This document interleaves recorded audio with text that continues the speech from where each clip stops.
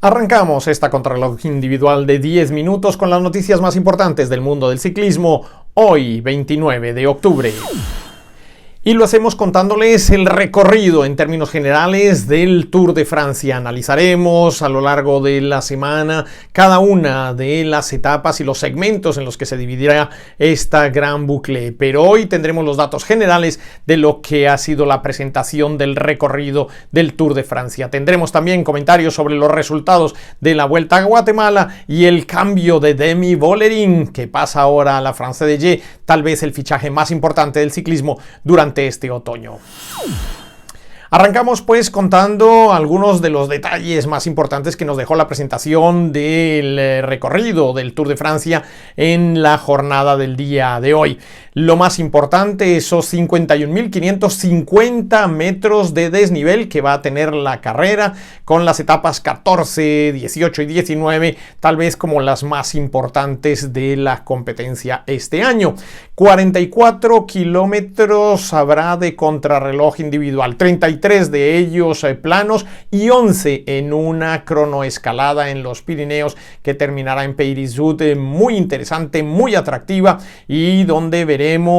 muchísimas de las alternativas que se irán decidiendo cuando promedie la carrera en ese paso por la frontera sur entre Francia y España. También importantísimo lo que sucederá en la última semana con la presencia de los Alpes. Eso sí, una sorpresa nos ha dejado este trazado, ya que la carrera parece tener su punto culminante en la etapa 19 con la llegada a La Plagne, y a partir de ahí una etapa 20 que ha dejado un poco despistado a todo el mundo. Intentaremos en las próximas emisiones analizar el porqué de esta etapa aparentemente de transición, pero recuerden que en el Tour de Francia nada se improvisa, y posteriormente el retorno otra vez a los Campos Elíseos de París tras ese paréntesis con la llegada a Niza de la edición del 2024. Así que muy atractivo por lo que pueda suceder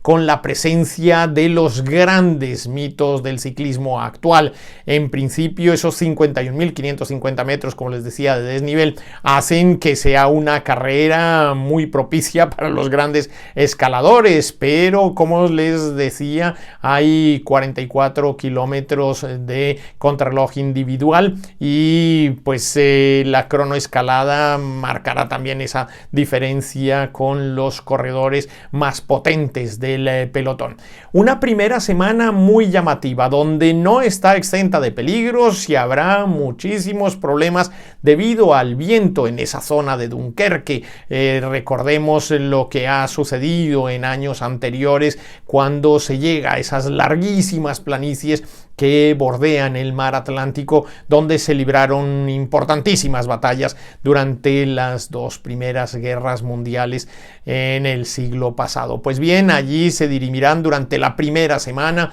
el paso por los adoquines, con algunos sectores haciendo homenaje a la París-Roubaix, y la llegada al Muro de Bretaña. El Muro de Bretaña se disputará en la etapa 7, pasando dos veces por el mismo. Allí fue donde Mathieu Van Der Poel rindió homenaje a su abuelo Pupú, ganando en ese muro una etapa en la que se vistió de amarillo, algo que no había conseguido nunca Raymond Poulidor. Pues bien, allí terminará uno de los primeros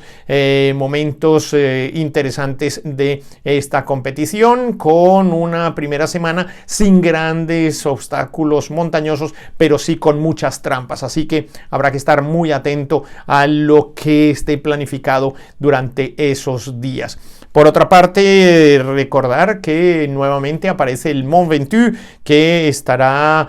disputándose en una etapa muy curiosa, porque este año el día de descanso se hace en martes, y todo ello porque el 14 de julio pues coincide con lunes, y entonces el tradicional día lunes de descanso pues no se podría sacrificar por el hecho de que se celebra el Día Nacional de Francia ese 14 de julio, y por eso se traslada ese mismo día de descanso a Toulouse el día 15 de julio, y y tendremos pues lógicamente que ver una aglomeración, digamos, de etapas muy interesantes en ese último tramo de la carrera. Así que con estos detalles generales damos la bienvenida a esta edición del Tour de Francia que ha sido presentada hoy y que a partir de las próximas emisiones iremos poco a poco indagando y entrando en cada una de las etapas para descubrir los secretos de las mismas. De momento quedémonos con esos datos, para más adelante descubrir cuáles serán esos secretos, esas pequeñas trampas y las emboscadas que siempre oculta el Tour de Francia. En cuanto al Tour femenino, debemos apuntar que serán 9 etapas, una más que en este 2024, que arrancará en Bretaña y que irá poco a poco tomando inclinación hacia arriba para terminar en los Alpes. Las 9 etapas del Tour femenino van a terminar en lugares míticos y muy atractivos como el Col de la Madeleine, donde se disputará la última etapa, la 9ª y más importante de la carrera, pero también habrá llegadas en Ambert en la etapa número 6, también lo hará en Guéret en la etapa del 30 de julio y en Poitiers en la del martes 29 de julio. Esa será la etapa número 4. Dos de las primeras etapas de esta edición del Tour femenino terminarán en circuitos, tanto en Plumelec como en Quimper, todo esto en la zona de la Bretaña. Así que parece también ser un muy interesante recorrido con ese final durísimo en el Col de la Madeleine de 112 kilómetros, esa última etapa en la que se subirán más de 3.490 metros de desnivel.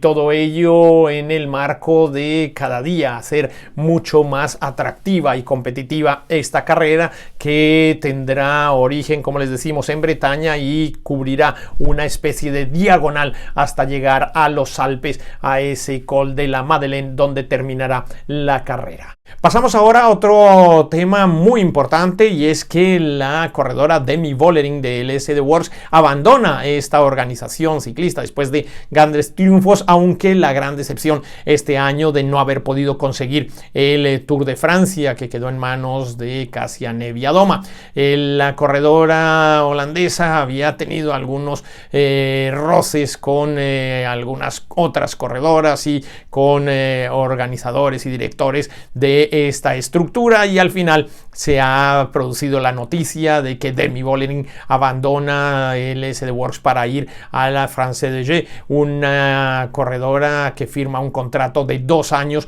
con un equipo que se ha reforzado muchísimo en la categoría femenina. Veremos cómo va evolucionando este periodo de preparación de cara al 2025, porque también recordemos la salida de Reusser ha sido también muy importante ella hacia el equipo del Movistar. Y por último, contarles que ayer se produjo una accidentada etapa en la Vuelta de Guatemala, en la que el ganador fue el corredor irlandés Cormac McGurk del equipo del Carmes Java, por delante de Jonathan Chávez, el corredor colombiano del New Colombia, y de Donovan Ramírez, el corredor costarricense, dejando la clasificación general prácticamente como estaba, con David González del equipo Medellín primero, segundo Robinson López del GWR Koshimanu a 1 minuto 33 y a 1:44 Mardoqueo Vázquez del equipo del Hino One. Así que esa es los resultados de la etapa del día de ayer de la Vuelta Ciclista a Guatemala. Hoy tenemos la etapa número 5 entre Ocos y Totonicapán de 155 kilómetros, con cerca de 1, 2, 3, 4, 5, 6 premios de montaña hasta llegar a San Francisco en alto tras recorrer esos 155 kilómetros. De estos resultados y de lo que suceda les hablaremos